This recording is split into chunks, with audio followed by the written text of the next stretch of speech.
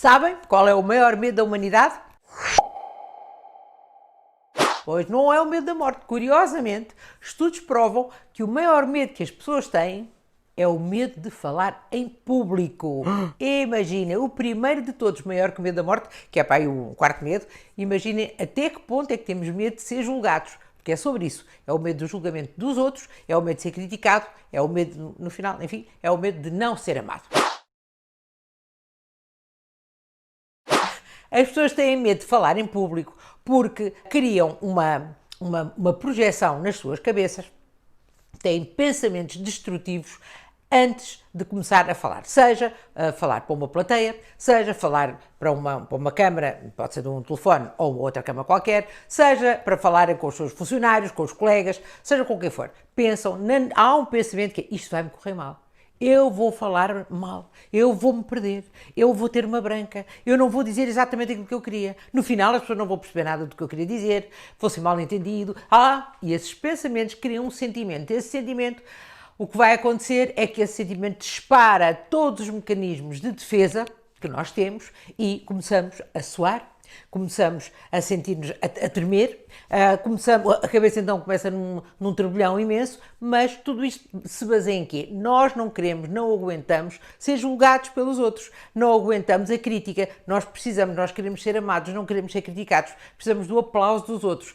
E imediatamente, como o que está na nossa cabeça é que isso não vai acontecer porque nos vamos enganar, então preferimos não nos arriscar, não falar e evitar, quando é a nossa vez, chega a nossa vez, ou temos uma oportunidade de brilhar, de falar, de argumentar, preferimos calar-nos. E pode-se perder oportunidades de trabalho assim, e perde-se com certeza, e muitas vezes não são as pessoas que sabem mais sobre o assunto que ganham um lugar, seja um trabalho, seja o que for, são as pessoas que melhor falam. Portanto, é essencial aprender a comunicar, é essencial falar, porque comunicar é tudo. Comunicar não é só comunicar para uma multidão, não é só comunicar por vídeo, é comunicar com uma pessoa, os pais com os filhos com os pais, com os patrões, com os empregados, enfim, toda a gente se comunica. É o que nós fazemos desde o primeiro que nós também é uma forma de comunicar, é dizer que estamos vivos. Portanto, comunicar da melhor forma, com as palavras exatas, dizer aquilo que nós queremos para chegar bem à pessoa que nos está a ouvir, porque comunicar não é só falar, é falar e ser ouvido, é a coisa mais essencial de todas,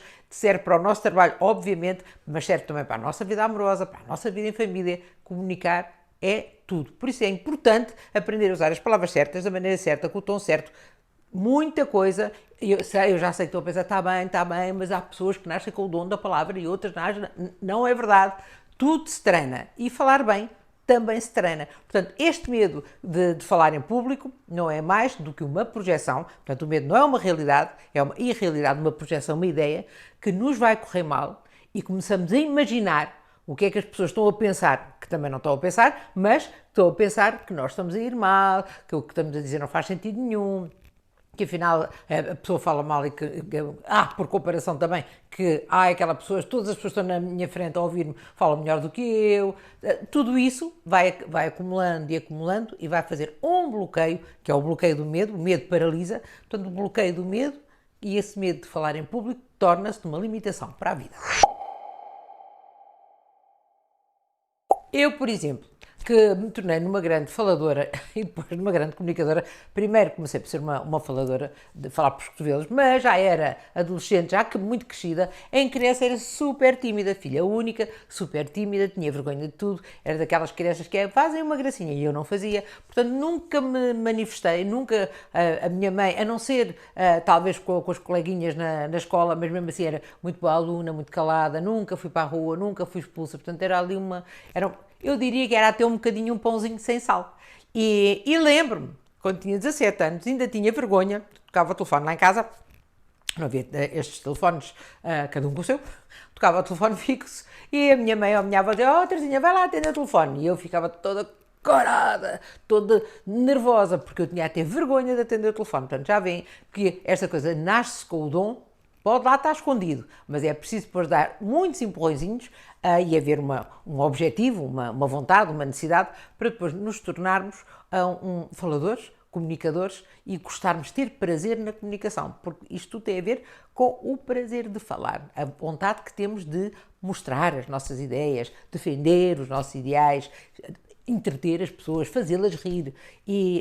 Mas isso trabalha-se, como digo, eu aos 17 anos não queria nem sequer atender o telefone. Imaginem, depois passou-me. Portanto, como já levava um atraso de 7 anos sem falar, a falar muito pouco achito, muito pouco achito. Então agora tenho-me vingado e não faço outra coisa que é falar.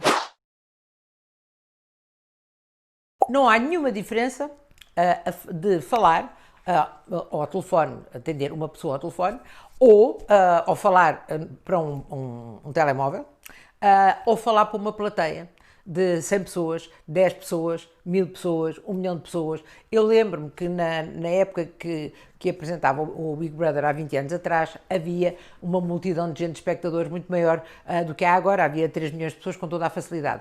E era isso que aquele primeiro Big Brother tinha 3 milhões de pessoas a assistir. E as pessoas dizem, tu imaginas-te, quando estás ali a falar na televisão, imaginas que estão 3 milhões de pessoas a olhar para ti. E eu fiquei a pensar nisso, eu imaginava... Consegui imaginar, ainda tentei estabelecer a ideia de vários estádios de futebol cheios, mas não resultou, porque se perde.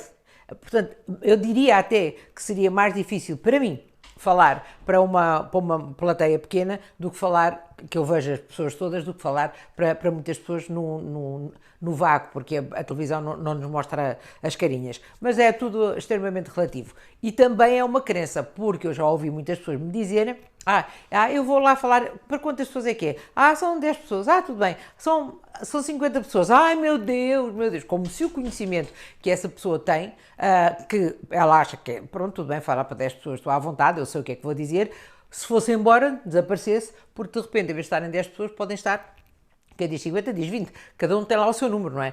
Eu estou muito à vontade para 25 pessoas, mas mais de 25 pessoas... Portanto, o que é isto? Não passa isto de uma crença, porque nós ou sabemos o que estamos a falar, ou não sabemos. E convém saber, não é? Essa parte é que convém saber. Seja para uma ou seja para 1000. Portanto, não, o medo de falar em público, de ser julgado, não é de ser julgado por muitas pessoas. É o medo de ser julgado. Pura e simplesmente o medo de não agradar. Melhor dito, o medo de não ser amado. Não preencher essa necessidade de ser aplaudido, de ser reconhecido. Esse é o verdadeiro medo. No entanto, tudo se treina e esse medo também pode ser metido no bolso. Eu não acredito que se apaguem os medos por simplesmente. Porquê? Porque é que eu digo isto? Porque todas as vezes que eu vou falar em público, todas as vezes que eu vou apresentar um programa de televisão, eu sinto essa responsabilidade, as borboletinhas na barriga, ou, claro que quando chego lá não me tremem as mãos, nem estou a suar, nem nada disso, porque a gente aprende a controlar. Mas antes eu estou nervosa, e esse nervoso é um sinal de responsabilidade. Portanto, eu não acredito que os medos se dominem, tipo, agarrei neste medo e agora tirei fora. Não. O que eu acredito é que podemos meter o medo no bolso até acabar pelo menos essa apresentação. O medo está no bolso, falamos e depois quando sairmos logo o medo pode sair outra vez. É isso, mas tudo se resolve. Não se pode ter medo da câmara. A câmara é só um meio de chegar a outra pessoa.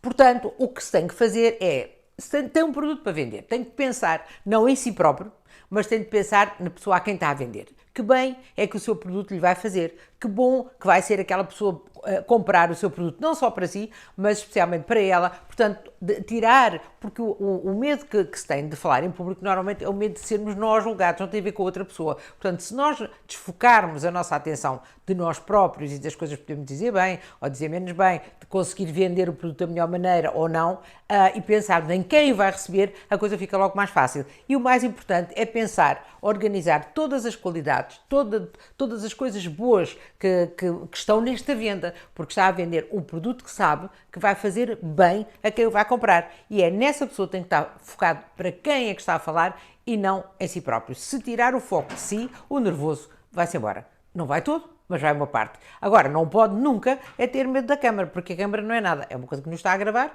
Imaginem naquele tempo, há muitos anos atrás, nem sequer é do meu tempo, aquelas câmaras gigantes que a gente vê em fotografias e parece... Muita gente ainda me diz, eu tenho muito medo de ver aquele bicho olhar para mim.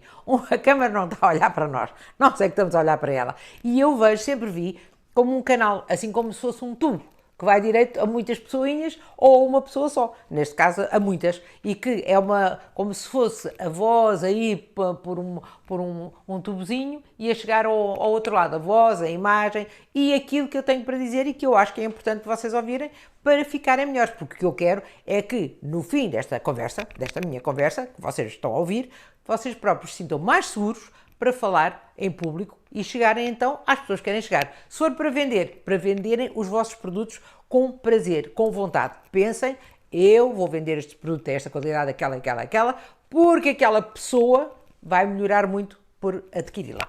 Isso é que é o importante, pensar no destinatário. Pois eu aqui já falei no que é que acontece quando disparamos estes pensamentos de vai correr mal, o que é que acontece ao nosso corpo, a tal história do suor, a boca a tremer, eu tenho muito isso no teatro, que é uma coisa que me dá mais medo, boca a tremer, as mãos a tremer, os joelhos a tremer, tudo treme. Esse total descontrole. O que eu não falei é o que é que acontece quando essa emoção toma conta de nós e toma conta da nossa cabeça também. O que é que nos acontece? Acontece que ficamos descontrolados, descontrolamos o pensamento, ou seja, descontrolamos o foco, temos 5 coisas para dizer, só nos vem à cabeça 1 ou 2 ou 3, mas mais grave, a forma como a palavra em si são só 7% da comunicação, parece impossível, mas é verdade, a forma como se entregam essas palavras, essa mensagem, a mensagem só as palavras vale pouco, é mais importante. Então, o que é que acontece com o nervoso? Uma coisa grave. A nossa voz é afetada, assim como o nosso ritmo. A voz ou fica alta demais, o que é desagradável, ou fica baixa demais, o que também é desagradável. Portanto, alta demais, ao fim de um tempo, quem nos está a ouvir está, meu Deus, já não consigo ouvir, é quase como uma recusa, não quero ouvir mais porque já está-me a incomodar, é um incómodo. Baixa demais, acaba por ser um incómodo também, porque a pessoa está a fazer um esforço para ouvir, vai fazendo um esforço, até que a dada altura, o que acontece? O foco vai e começa a pensar o que é que se vai fazer para o jantar, ou numa receita, ou numa coisa que se viu, ou o que for. Portanto, a voz muito baixa não estabelece a ligação necessária da autoridade, de segurança que se tem que ter para manter o foco da outra pessoa naquilo que nós estamos a dizer.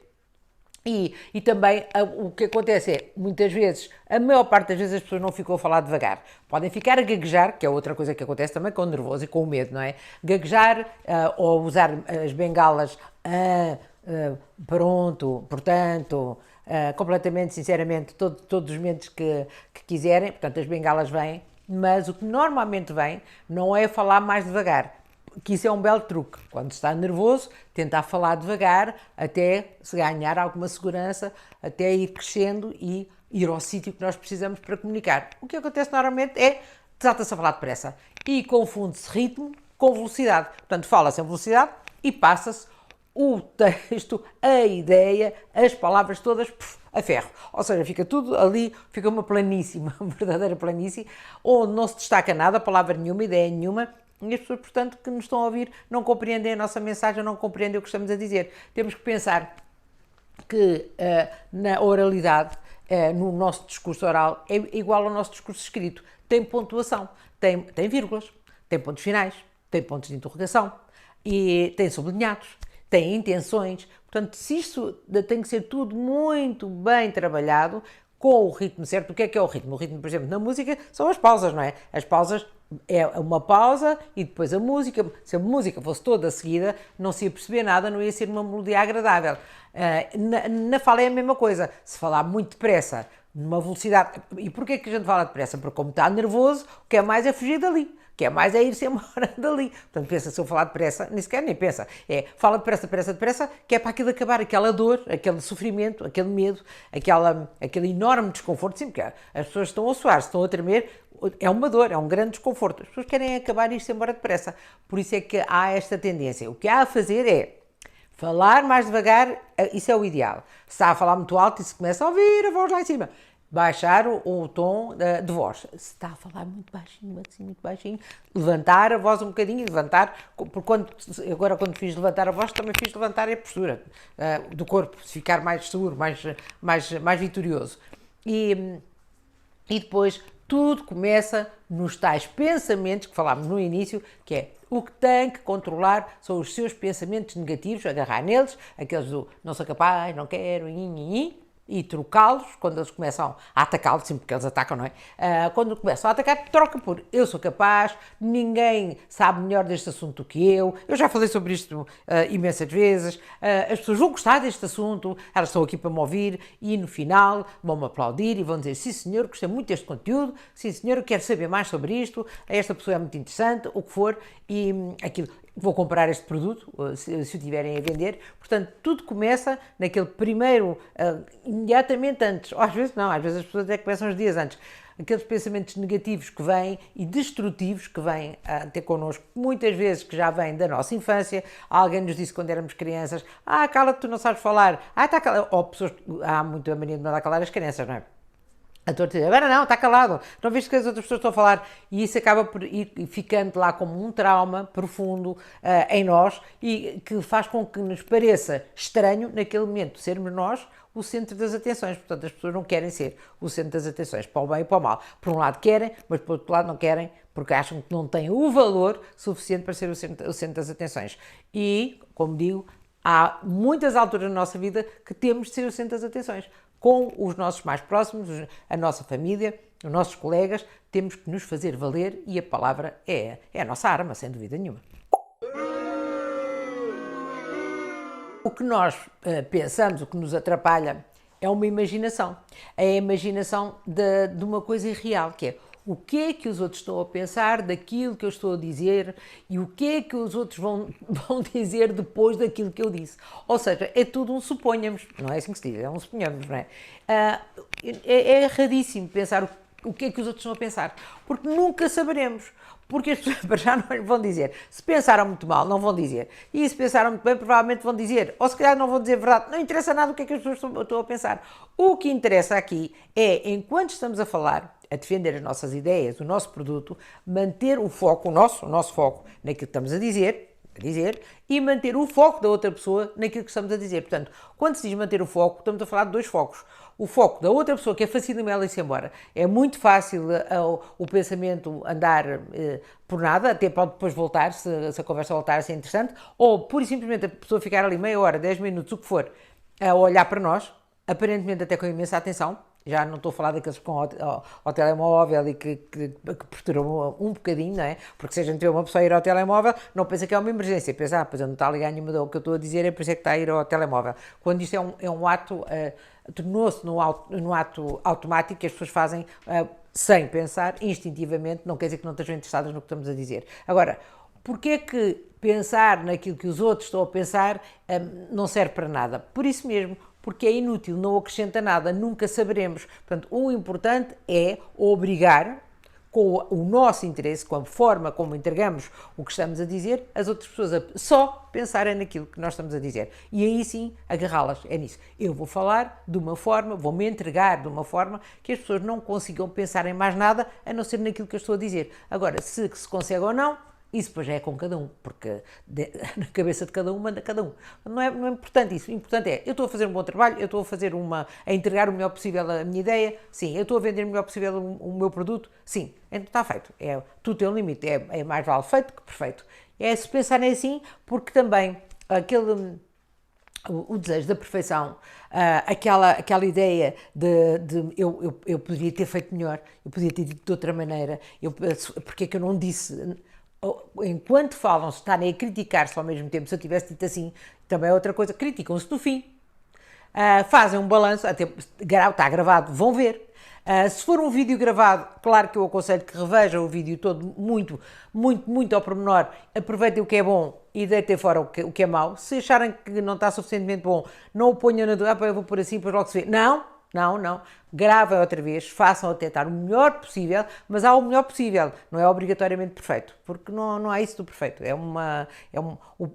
O ótimo é inimigo do bom. Já disse aqui duas frases para vos tirar alguma da responsabilidade. É bom falar, é importante falar. E quanto mais vezes falarem, quanto mais vezes gravarem, melhor vão falar, melhor vão conseguir passar a vossa ideia, que é sobre isso.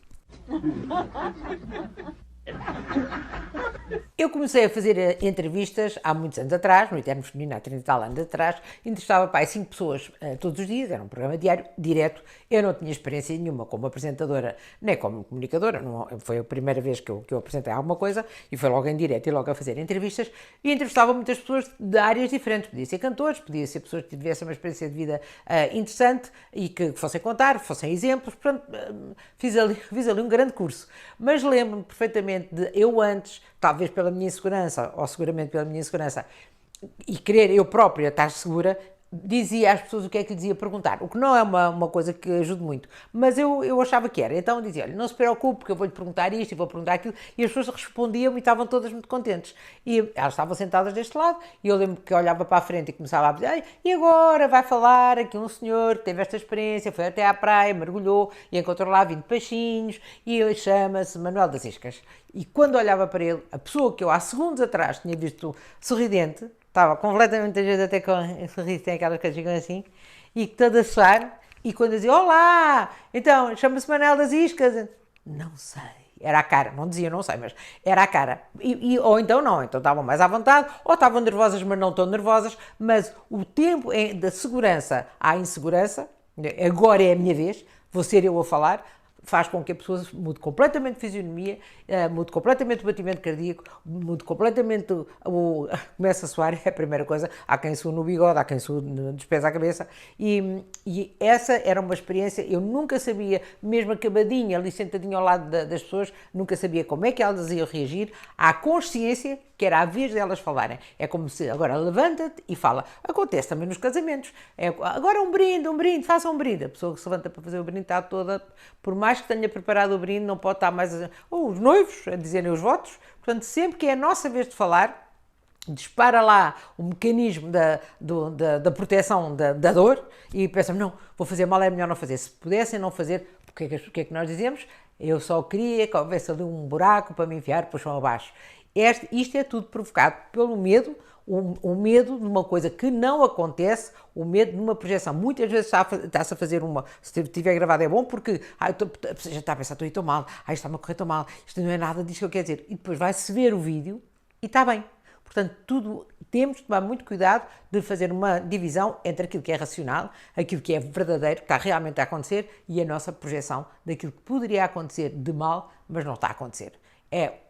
Um medo, é sempre uma projeção. E o de falar em público não é diferente. Publicar um vídeo é uma coisa boa. Primeiro, porque antes pode vê-lo até o achar perfeito. Mas quando o põe no mundo, aí ele pertence a toda a gente. E pode e deve. Porque são passados percebidos, não tem graça nenhuma, pode e deve ter críticas. Se forem positivas, yupi, mas podem ser negativas no sentido de serem críticas, porque nós até achamos que a palavra crítica é sempre uma coisa negativa, quando pode ser uma crítica positiva. As pessoas dizem construtiva. Pode ser construtiva ou pode ser destrutiva.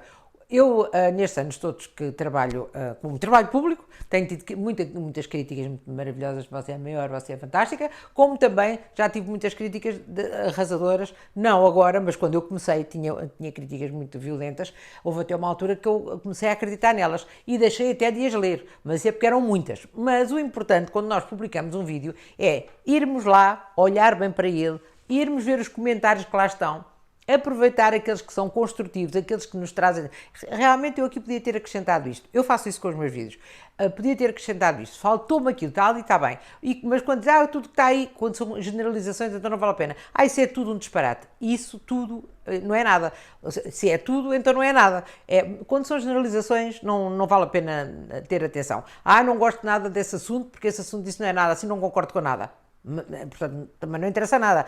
Tudo que tiver nada, tudo, não vão lá. Quando forem pequenas sugestões, grandes sugestões, ou até um argumento, não respondeu a isto, eu fiquei com curiosidade sobre isto, na próxima vez que for falar, fala sobre esse assunto. Portanto, é aproveitar as críticas, aproveitar os comentários, que é coisa tão boa que há nas redes sociais, por exemplo, é aproveitar os comentários para melhorar a comunicação e para olhar com olhos de ver. Claro, toda a gente vai ver, arrisca-se, mas se não for assim, não tem outra maneira. Eu recomendo gravar e publicar. Se gravar só e não publicar, não evolui. Porque o medo não é de gravar, o medo é de publicar. O medo é das pessoas verem.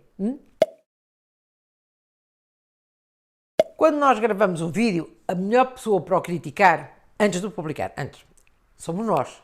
Nós olhamos, nós temos um olhar crítico sobre nós. Podemos até ter todas as desculpas do mundo, dizer, eu fiz isto, neste dia não estava tão bem, estou aqui porque eu naquele dia estava rouca, sei lá o quê.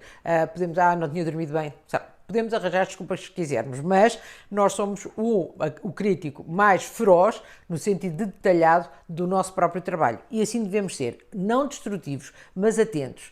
Pedir a opinião aos amigos e à família.